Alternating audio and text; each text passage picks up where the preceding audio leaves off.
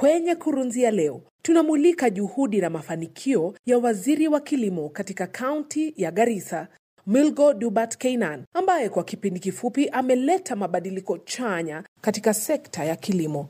Licha ya kuwa ametoka katika jamii ya wafugaji, Milgo alikulia katika familia ya wakulima na hivyo basi anauelewa kwa kina kuhusu masuala ya kilimo. Uzoefu huu umemwezesha kushinda nyoyo za wakulima wengi kwa muda mfupi tu tangu ateuliwe kuwa waziri wa kilimo katika serikali ya kaunti ya Garissa. Moja ya hatua zake za kwanza ilikuwa ni kuwatembelea wakulima walioathirika na mafuriko na kuwapa faraja na matumaini. Jitihadi zake zimewapa wakulima imani mpya katika serikali na mwelekeo wa kilimo katika kaunti hiyo. Leo hii katikati mwa mji wa Garissa, mazao kutoka mashamba ya kaunti ya Garissa yanapatikana sokoni kwa bei nafuu kabisa kwa mwananchi wa kawaida. Hakuna ubaya, tunaendelea vizuri na biashara yoyote.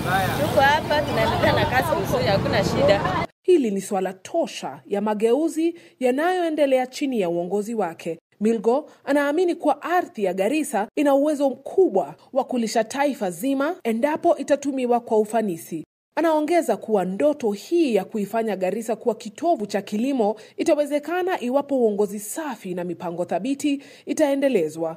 Kabla ya kujiunga na serikali ya kaunti, Milgo alikuwa na tajriba ya miaka mingi katika mashirika mbalimbali ya misaada ya kimataifa. Alianza kazi katika shirika la kimataifa la Care International katika idara ya utawala kwa kipindi cha mwaka moja. Baadaye alihudumu katika shirika la Mentor Initiative kama msimamizi wa elimu kwa jamii kwa kipindi cha miaka 2, akihudumu maeneo ya Garissa na kambi ya wakimbizi ya Dadaab.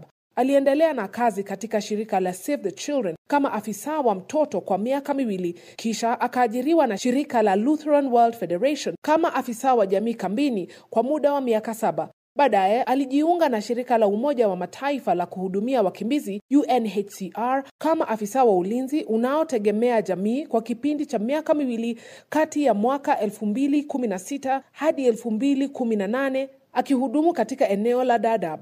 Kuanzia mwaka wa 2019 hadi Oktoba 2024 alihudumu nchini Somalia kama mshirikishi wa kijamii, akisimamia ofisi za shirika hilo katika maeneo ya kati na kusini mwa Somalia, Puntland na Somaliland. Baada ya miaka hiyo ya uzoefu, alirejea nyumbani na kuteuliwa kama mjumbe wa kamati ya utendaji ya kaunti ya Garissa, akisimamia wizara ya kilimo, mifugo na uchumi wa wafugaji. Kwa sasa matumaini ya wengi yapo mikononi mwa Milgo, ambaye anaamini kuwa iwapo rasilimali za kaunti zitatumika ipasavyo, Garissa haitabaki nyuma tena, bali itakuwa kinara wa kilimo na lishe nchini Kenya. Caroline Kimasha, Delta TV, Garissa.